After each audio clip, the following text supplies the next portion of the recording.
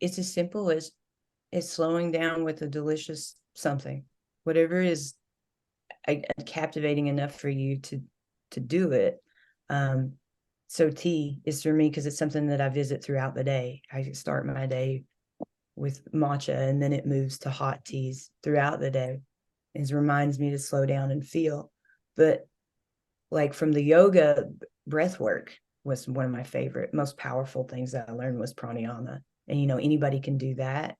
Your mobility is not going to stop you from that. If you can draw breath into your lungs, you can practice yoga. Because some people will be like, oh, I'm not flexible enough or that. I'm like, you don't have to do asana to do yoga. Like Yoginanda, he never did an asana his entire career, but he wrote the autobiography of a yogi, and people love that. But he's like the point is to be able to sit with yourself. So whatever you can do to do that, but breath is so expansive.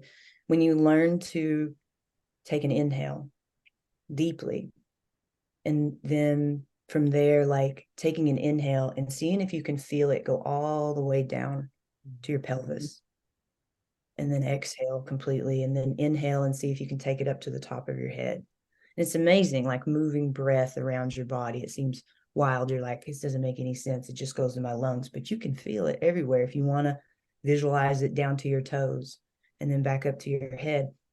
And then you can explore that breath with climax. Like you say, it's not just orgasm, there's climaxes.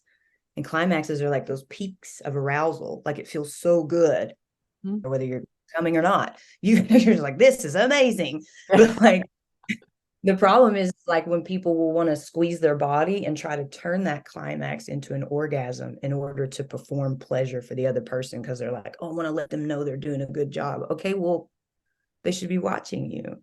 Like, because sex is about, like we're talking about embodiment, sex is about living in your body and letting someone know how you feel about them through your body.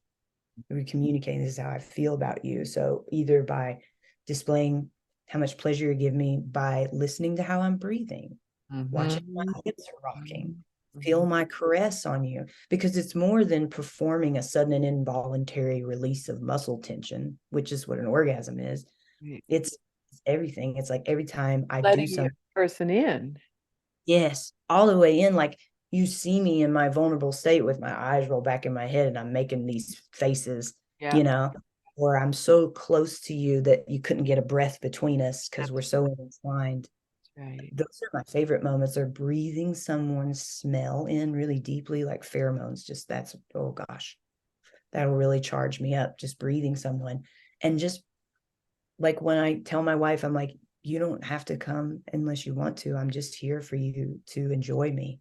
And like watching her just relax into that, just melt into it. Like there's no need to perform anything. We're just showing each other how we feel.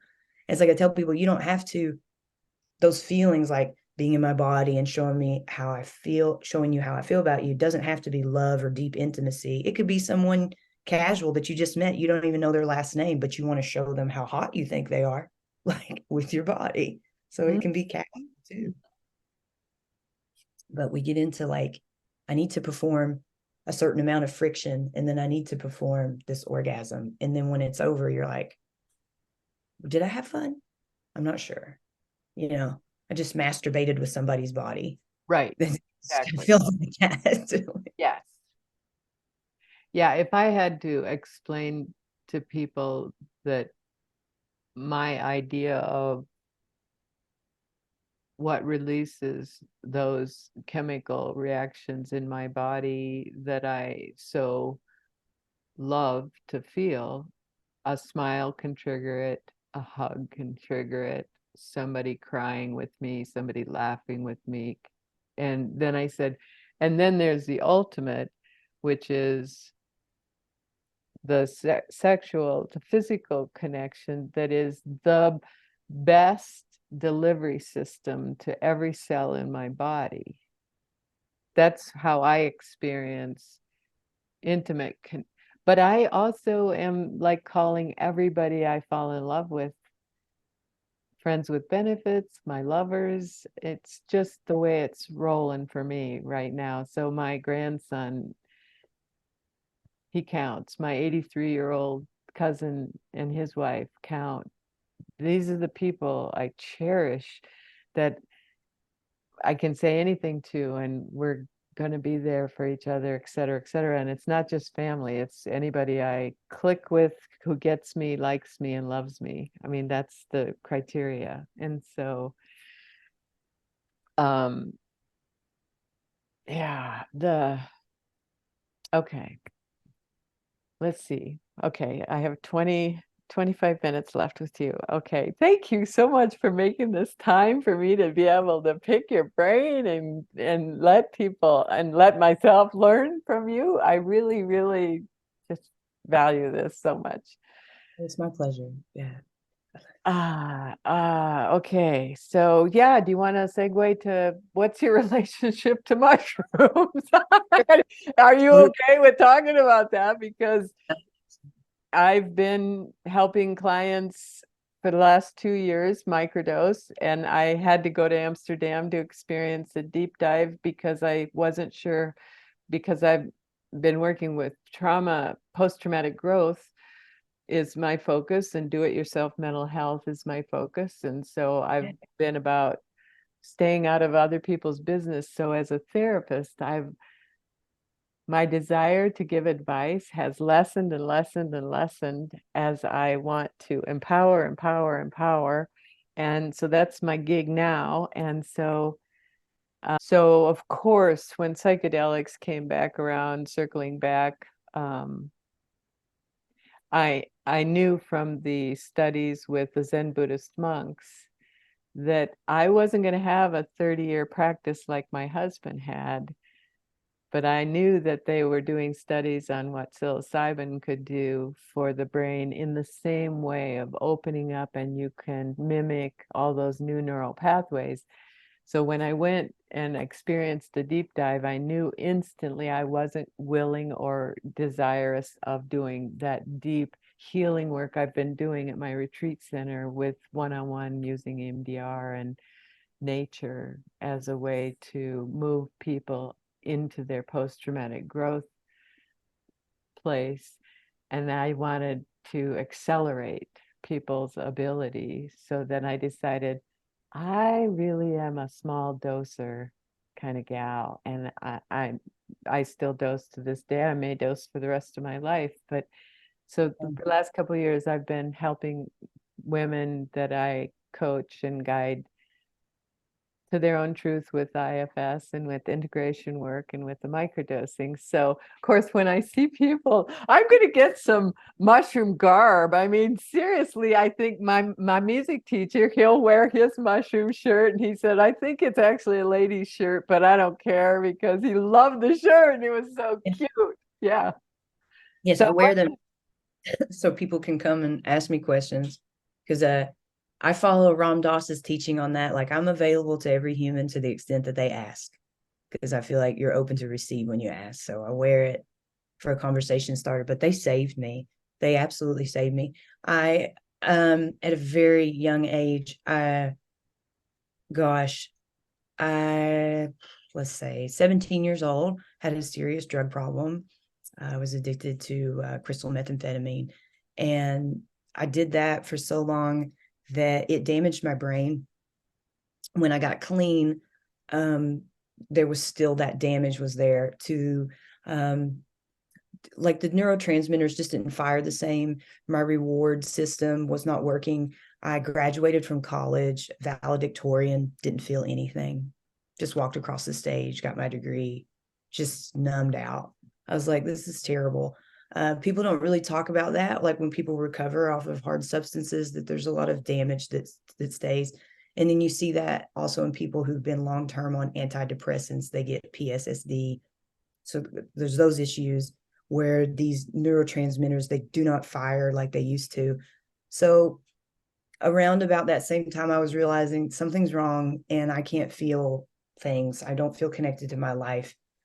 And I found Paul Stamets and I found yoga all at the same time. So I get in, Paul Stamets is talking about microdosing, like supplementation. Now, before that, I had started growing my own mushrooms like way back in my 20s. And because you couldn't buy them where I lived, and I was like, fine, I'll grow them. That's the type of person I am. I'm like, oh, I can't find it, I'll just do it my damn self. So Yep, yep, yep. yeah, so I grow these things, and I've got tons. Just I thought that some of them would get tricked, like they would get the bacteria, because I had read that, and I was like, well, I'll just make a bunch of tubs, that way if I lose some it won't be a big deal. Didn't lose any tubs, lose a single one. The universe obviously wanted me to have these. I was like, well, everything is going splendid. So I had, gosh, like 22 pounds of these things dried, which was just immensely ridiculous. So I was like, well, what happens if you eat a bunch of them? I know that if I eat 3 grams, that feels really nice. So then I tried 5, because that thing about Terrence McKenna, he's like tried 5 dried grams in silent darkness, situation. So I Yeah. was like, okay, 5 was a lot of fun, very different from 3. And I'm gonna put this disclaimer here. Please don't monkey see, monkey do me as I continue to tell this story. Um, I got all the way up to doing 15 grams a month, once a month, because, the neurotransmitters, you got to give them time to wash, renew. You can't just like eat mushrooms one day, eat them the next day, and expect the same thing. It doesn't work like that. So I was like, once a month. I did this once a month for a year. I had fantastic experiences, but at that level, it's something else. It's something else altogether. It's it's almost like there's a book I bought, and it says Inner Paths to Outer Space. That's how it felt. Because you you get this temporary paralysis, like at those doses. You just lay down on the ground, kind of just there, and can't talk, didn't care. I was gone. My brain is somewhere else doing lots of things. But what I noticed is when I come back from these, I could feel.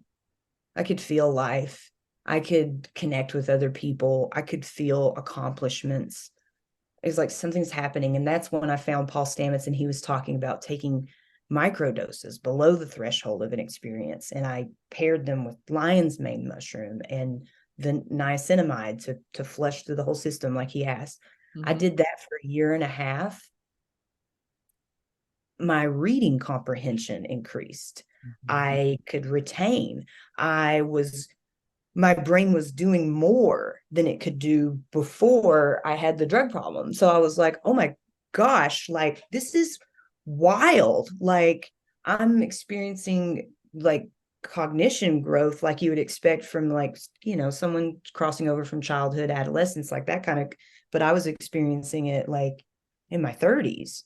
I Mhm. was reading things like medical journals and things like that, and I could understand it. I could annotate it. I could, get a summation. I was like, whoa, whoa, whoa, this is amazing. So this is really helpful to my present day life, where I read these sex science books and relationship science books, and I have this high retention and a very clear understanding of what I'm looking at. And then I can put the points together, because somebody was like, oh, you just read these books and then you help people. I'm like, yeah, to me it's like I have the intention of helping people connect, and I read the book through the lens of that intention.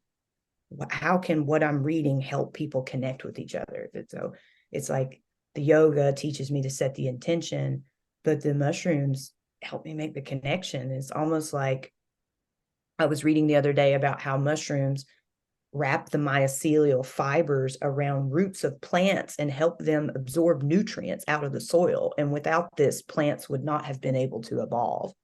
So I think about that as the mushroom in my body doing the same thing. These mycelial fibers are helping me absorb nutrients from my environment. I am better with them, working in unison with them. Oh, I like that. I like that. Nice metaphor. I can get inside that. Right? They Yeah. do.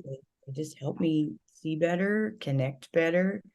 And I don't see it as like I've experienced substance abuse. It definitely is not